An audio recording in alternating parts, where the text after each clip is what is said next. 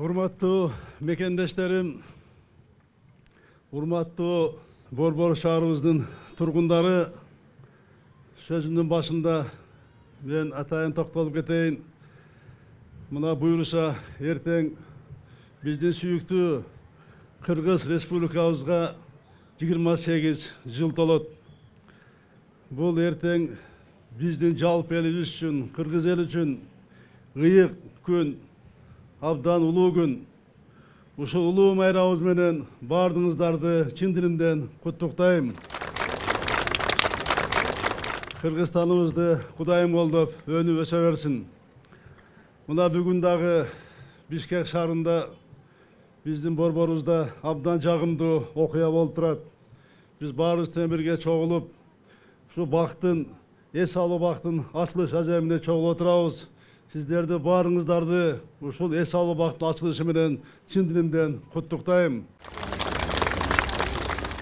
Бул бакты апрелде капсула салдык эле, кыска мөөнөттө мына Бишкек мэриясы, анын мэри башында туруп, шаардык кеңештин депутаттары чогуу мына бул бакты кыска мөөнөттө бүтүрүштү. Мен эртең менен кетип атканда дагы, кечинде кетип атканда карап өтүп аттым. Эртеден кечке чейин куруучулар жакшы иштешти. Абдан жакшы иштешти. Ошо куруучуларга, ушул бакты жашыландыргандарга, кимин колу тийсе ушул бакка, кимин салымы кошулса, ушул бактын бүтүшүнө баарына тең өзүмдүн атыма мен терең ыраазычылык билдирем. Мына менин курагымдагы 40 жаштан жогорукулар жакшы билип калды.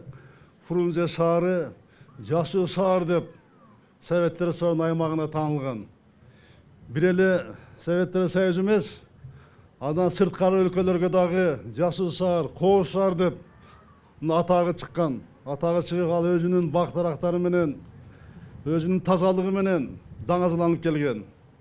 Бирок тилекке каршы акыркы мезгилде өзүнүн жашыл шаар деген атын да жоготуу алдында мына туруп калды. Азыр кездеги биздин Бишкегибиз таза абанын жакшы пландаштырылган шаар дегендин атына мына кетип калуу коркунучу мына келип турду.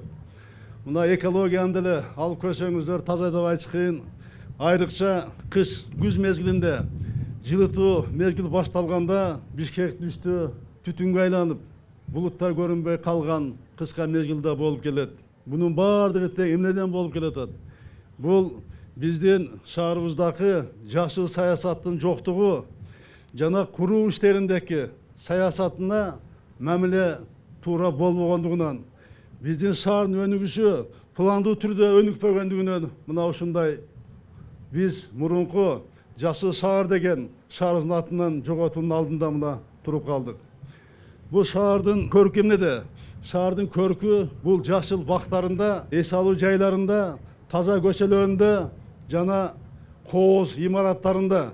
Биз мындан нары курулуш саясатына, шаардын эстетикалык көрүнүшүнө, бул көчөлөрдүн, имараттардын көрүнүшүнө биз астайдыл мамиле кылып, саясатты толук өзгөртүшүбүз керек. Биздин шаар пландуу түрдө өнүгүш керек. 10 жылга, 20 жылга, 30 жылга, 50 жылга эмне салынат деген кабыл алынса, ошол салыныш керек. Бирок тилекке каршы көп жерлер, парковый зоналар мына берилип кеткен. Мына жер дагы берилип кеткен жер. Мына азыр Кудайым колдоп, мэрдин аракети менен, тиешелүү мамлекеттик орган аракети менен мына эс алуу бакка айланып жатат. Биз ушундай ыңгайлуу, кереметтүү жерде туруп, бейиштей жерде туруп, биз өзүбүздүн таза абабызды, бирде Бишкекте эмес, биз сыймыкталып, мактанып келген жогорку зонадагы биз таза абабызды жоготкон коркунучтун алдына келип турдук.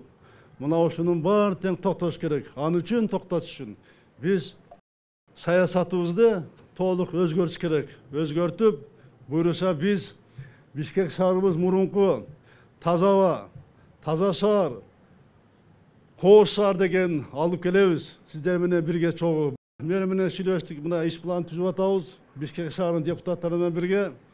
Ошол чоң имараттарга чейин эс алуу жайлары болот. Мына ал жакта билесиздер, бышымды заводунун складтары болчу. сакталчу, аны көчүрүп 30 гектардай жерди мына азыр алып атабыз. Алып бул жерде мына жолдун арка өзүндө аяр футболдук стадион, хоккейный стадион, спорт имараты, дворец спорта салынат. Ал жерде бизнес центр, гостиницалар салынат. Буюрса ушул жогорку зона биз элесе ала турган, спорт менен машыга турган жана сергек жашоо мына борборун айлантабыз, жогорку жагын толук айлантабыз буюрса. Уважаемые дорогие горожане, жители столицы, поздравляю всех вас с официальным открытием этого замечательного, прекрасного парка. Очень рад, что я сегодня участвую вместе с вами в открытии этого парка, который будет еще долго служить нашим горожанам. Как вы все помните, наше поколение помнят, город Фрунзе был зеленым городом, и она славилась своим названием. Но сейчас, к сожалению, мы не можем гордиться своей экологией, своим городом, потому что мы потеряли все это нашу былую славу. И мы вместе должны восстановить былую славу нашего города. Для этого у нас есть все возможности. Над этим мы сейчас работаем. Мы должны поменять политику в отношении города. Мы должны обратить особое внимание на эстетический вид зданий и улиц, на экологию города. И удобство наших граждан должно быть самым главным направлением в градостроительной политике нашего города. И дай Бог, мы сделаем так, что мы восстановим нашу ирригационную сеть, поливные колонны, и будем восстанавливать парковые зоны нашего города. И город Бишкек будет любимым городом наших жителей и благоприятным местом, где будут пребывать наши гости. Анан урматтуу агайын туугандарым, Бишкек шаарына камкордугун баарыбыздан көрүшүбүз керек. Ар кимибиз үйүбүзгө, корообузга, үйүбүздөгү дарагыбызга кандай мамиле кылсак, Бишкек шаарыбызга, көчөбүзгө, ар бир даракка ошондой мамиле кылсак, биз Бишкек шаарын тез өнүктүрөбүз. Бизде жакшы сөз бар го, кыргызда, көп түкүрсө көл болот дейт. Баарыбыз аракет кылсак, Бишкек шаарын тез арада эле биз жашыл шаар, кооз шаарга айлантабыз. Мына бул жерге Кыргызстандын булун бурчунан биздин мекендешибиз келет. Ушул жерде жолугушат, ушул жерде сүйлөшүшөт, ой пикир алмашат. Ар кандай улуттун өкүлдөрү келет. Бишкек шаарында булун бурчунан келишет. Ушул жерде таанышышат. Бизге азыр эң керектүү элибизге ынтымак керек. Ошон үчүн ушул бакты биз ойлонуп атып, ушуга келдик. Ушу ынтымак багы деп атап койсок, ынтымактын багы болсун ушул бак. Мекендештер ушул жерде жолуккан, бириккен, сүйлөшкөн, таанышкан жер болсун. Балдарыбыздын ар дайым күлкүсү чыгып, үнү жаңырып турган бак болсун. Бак болуп, ушул бактан дагы наруланып, ушундай бактар биздин Бишкек шаарыбызда салына берсин. Баардыгыңыздары дәврү жолу майрамыңыздар менен сиздерге чын ден соолук, узун өмүр, ойлогон ой, максаттарыңызга Кудайым колдоп, ошонун баары ишке ашып, Бишкек шаарыбыз өнүгүп, Кыргызстаныбызды Кудайым колдоп өнүгө берсин. Рахмат сиздерге, чоң рахмат.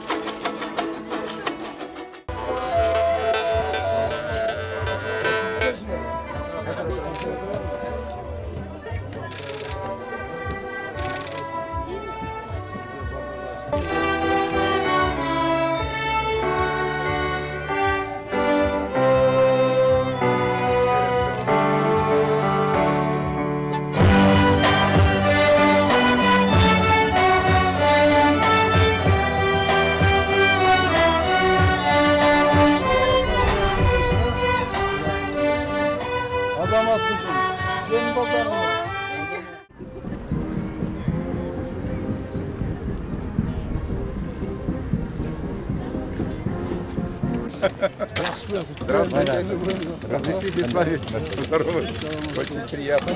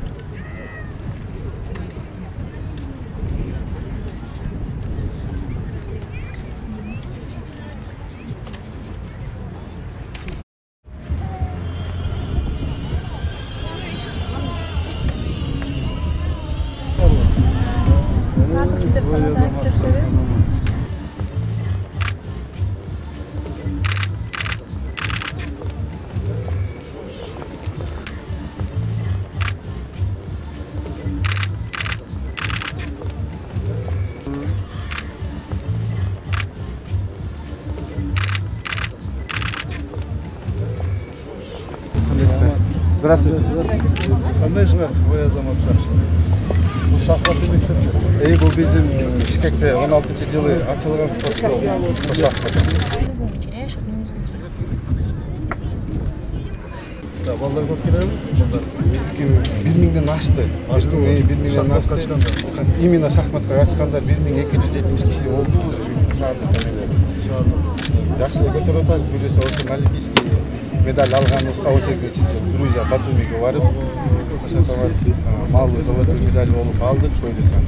Кыргызстан делегин делбелетіп жүрөбүз. Босния ауылдары ма? Қайрат. Жақсы қараңыздар. Улыбаемся, ребята.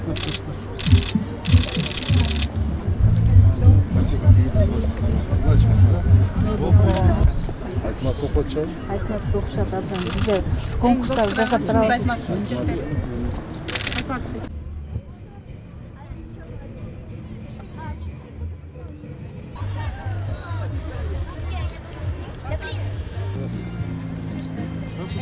Здравствуйте. Центр детского творчества Шаир Балалы. Индивидуальная выставка. Вот наша лучшая ученица. Индивидуальную выставку делает. Занимается в Центре детского творчества Шаир Балалы.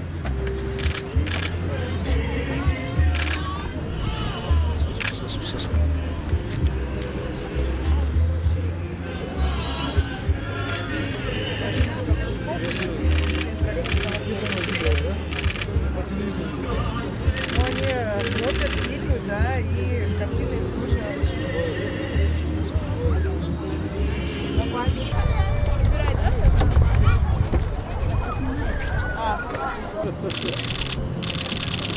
Спасибо. молодцы. Ну, надо сказать. Спасибо, скажите. Спасибо.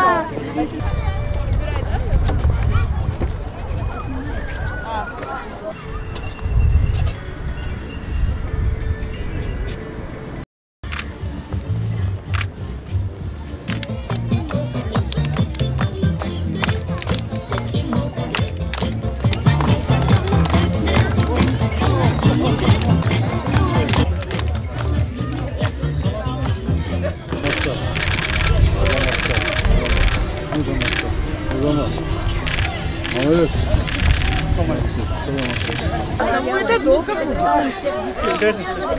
Давайте так сделаем. Девочки, давайте, вы фотографируете, я сфотографирую вас. Президентом. Сейчас. Азамат, молодцы. Спасибо. Молодцы.